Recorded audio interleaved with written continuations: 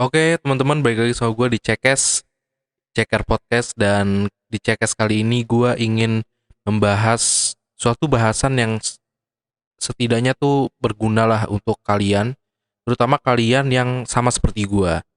Nah, kenapa sama seperti gue? Nih gue jelasin dulu ya. Jadi gue itu orangnya adalah orang yang ingin melakukan well spend. Jadi gue tetap bisa merasakan memiliki apa yang gue inginkan, cuman tidak spend 100% uang gua gitu ya. Dan de- caranya dengan gue tidak membayar 100% harganya, harga si barang itu. Jadi maksudnya gimana sih? Kok jadi bingungin gitu. Jadi gini, gue suka motor kan. Kalian semua tahu gue suka motor, tapi gue nggak pernah mau yang namanya apalagi motor itu untuk hobi ya, cuman sekedar untuk hobi, untuk YouTube gitu. Gue nggak pernah mau yang namanya beli motor baru gitu. Mungkin di luar sana banyak YouTuber atau motovlogger gitu ya, yang beli motor baru terus untuk konten YouTube-nya kayak gitu. Misalnya buat bikin thumbnail motor baru dari dealer gitu kan. Nah, kalau gue nggak begitu, gue sedikit berbeda karena gue menerapkan hidup well spent, di mana dengan kita membeli motor atau mobil bekas mungkin untuk sekedar hobi, berbeda ketika ini kita berbicara untuk benar-benar kebutuhan kita ya, gitu berbeda. Kayak misalnya gue beli mobil si Civic itu kan, ya, si City yang gue namain si City itu gue apa namanya, cash full payment, dan itu adalah apa namanya, barang baru dari dealer gitu ya, seger lah gitu. Jadi gue nggak beli bekas, bukan mobil bekas gitu ya. Nah, walaupun ini gue ada rencana untuk ngejual CCT dan pengen ganti mobil lain yang di atasnya dikit lah gitu ya. Cuman gue mau beli mobil bekas ya, karena gue udah paham nih seenggaknya nih gimana caranya ya kan. Nah, jadi tentunya sebenarnya kalau kalian bilang ya kalau beli mobil atau motor bekas, kalau misalnya kondisinya bobrok kan sama aja bohong bang, gini-gini. Dan zaman sekarang kan banyak banget cara untuk menipu kita kan gitu. Bener, bener banget.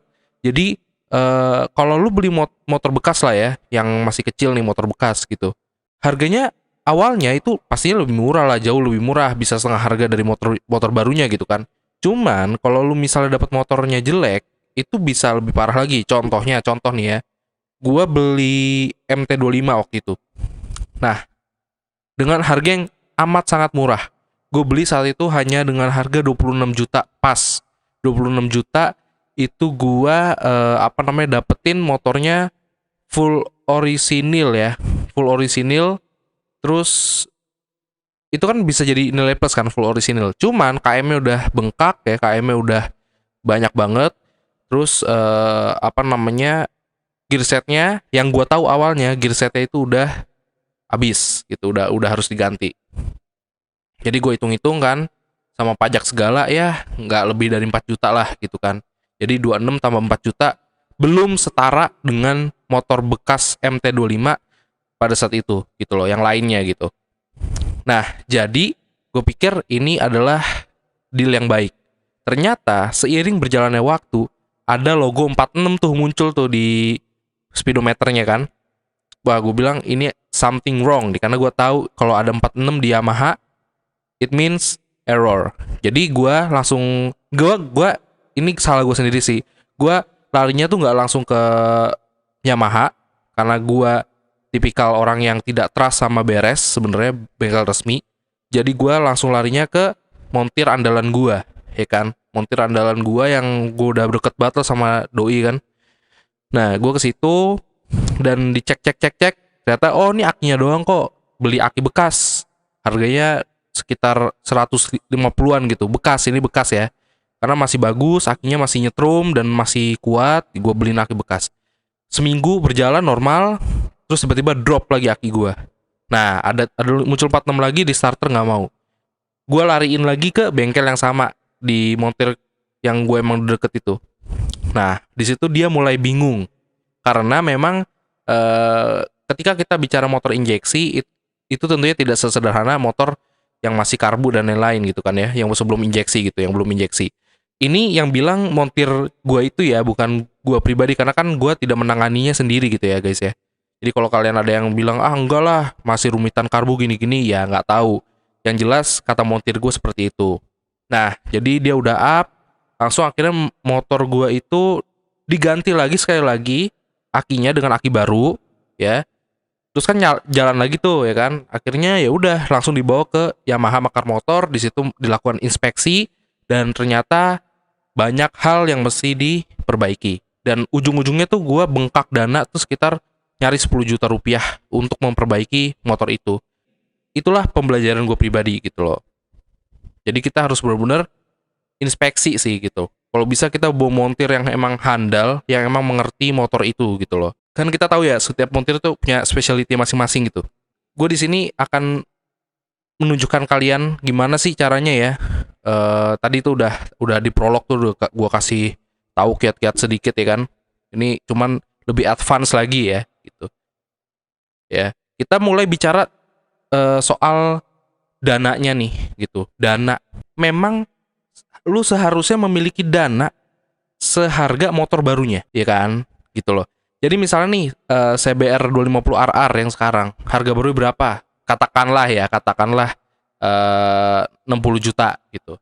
Lu harus punya dana 60 juta meskipun lu pengen belinya yang bekas. Untuk apa?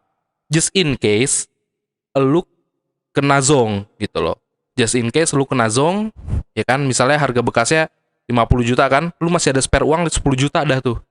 Terus kalaupun nggak kepake kan ya udah lu bisa simpen tuh gitu. Kalaupun lu gua nggak apa-apa, nggak usah nyimpen, ya lu bisa buat modif kan. Itu jadi banyak nilai plusnya deh dengan lu menyiapkan uang lebih banyak ya, atau setara dengan motor baru, harga motor barunya gitu. Nah, yang kedua, kalian harus lihat ya psikologis penjual. Jadi cara melihat psikologis penjual tuh sebenarnya gampang. Cara awal banget sebelum kita ketemu nih kita bisa lihat dari harga yang ia tawarkan gitu loh. Kalau harga yang ia tawarkan itu sedikit naik daripada pasar, sedikit sedikit turun daripada pasar, itu gue bilang sih 80% dari mereka itu adalah pedagang gitu loh. Karena kan sekarang banyak yang bilang individu, padahal dealer gitu ya, pedagang, dealer mokas gitu, motor bekas gitu. Nah, jadi kalau misalnya seperti itu tuh kelihatan banget kayak nyamain harga pasar tuh.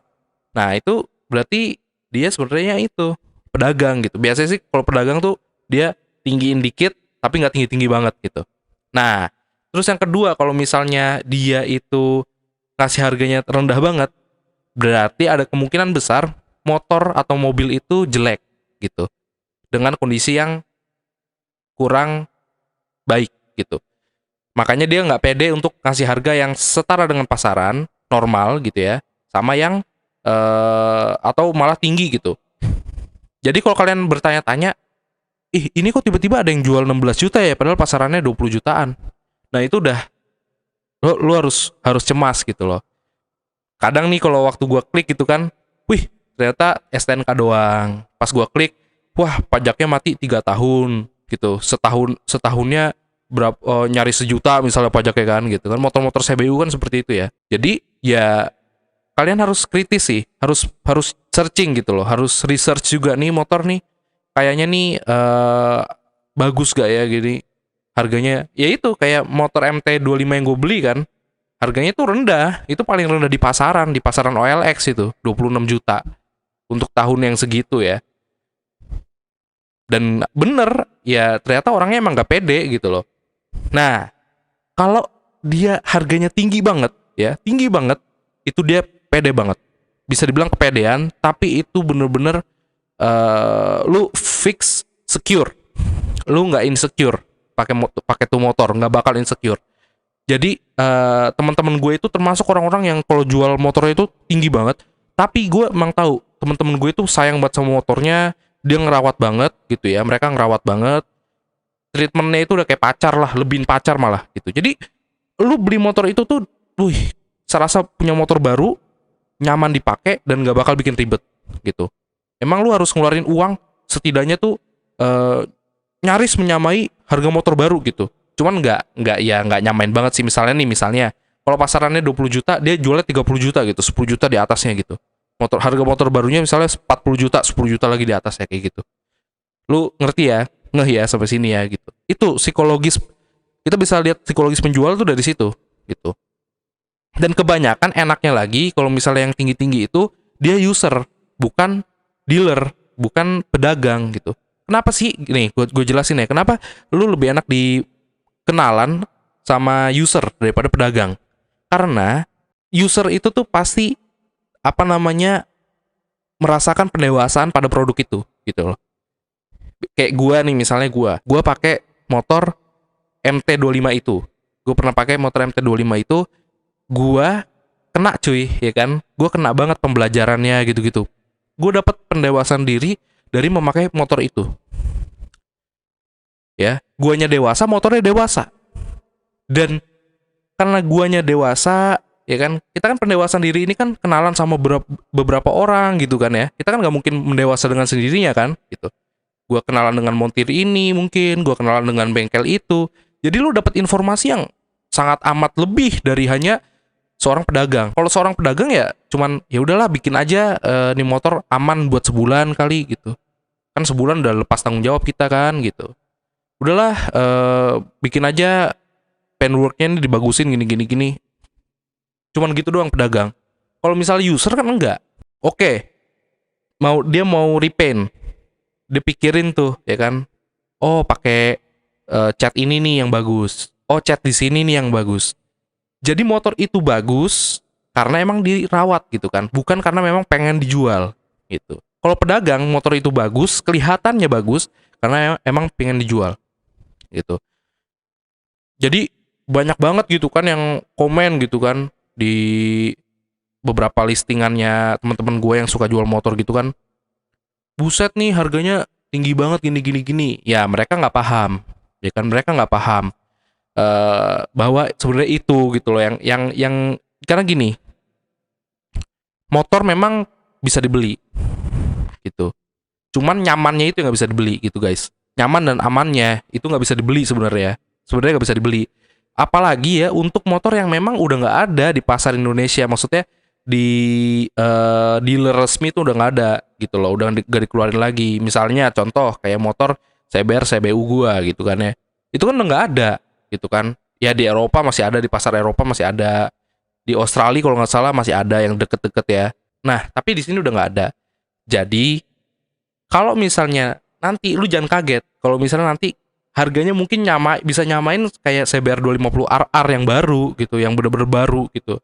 Karena kuantitinya pasti semakin lama semakin menurun ya harganya semakin bengkak juga bro gitu.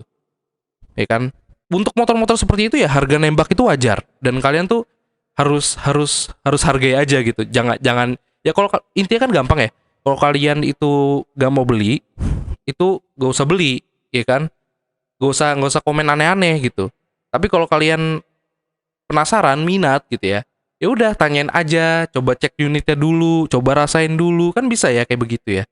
Jangan langsung ngejudge wah kemahalan gitu. Gitu. Karena kan ya sekali lagi dari pengalaman gua, mendingan kemahalan dikit daripada ujung-ujungnya lu buntung gitu. Kayak ya pengalaman gue pribadi lah gitu. Motor yang masih gini loh, ibarat kata begini loh. Kenapa sih motor yang nggak ada, yang emang jarang banget di Indonesia itu semakin lama semakin mahal dan semakin kuantitinya dikit semakin mahal? Karena begini, mahal itu bakal jadi garansi kalau tuh motor dirawat. Ngerti nggak? Lu paham nggak? Tadi kan gue bilang ya, semakin kita hajar harga yang tinggi sebagai user untuk menjual motor kesayangan kita itu, semakin kita pede, ya kan? Semakin kita pede sama unit yang kita jual. Nah, jadi itu garansi, ya kan? Udah pokoknya lu beli ini memang agak mahal dari pasaran, tapi lu nyaman dan aman. Karena pertama, spare partnya susah. Sudah pasti spare partnya susah, ya kan? Kedua, beres belum tentu bengkel resmi belum tentu siap nanganin ini 100%. Pasti beberapa aspek siap. Apalagi bengkel-bengkel senior pasti udah siap karena mereka udah tahu udah hafal lah sama tuh motor.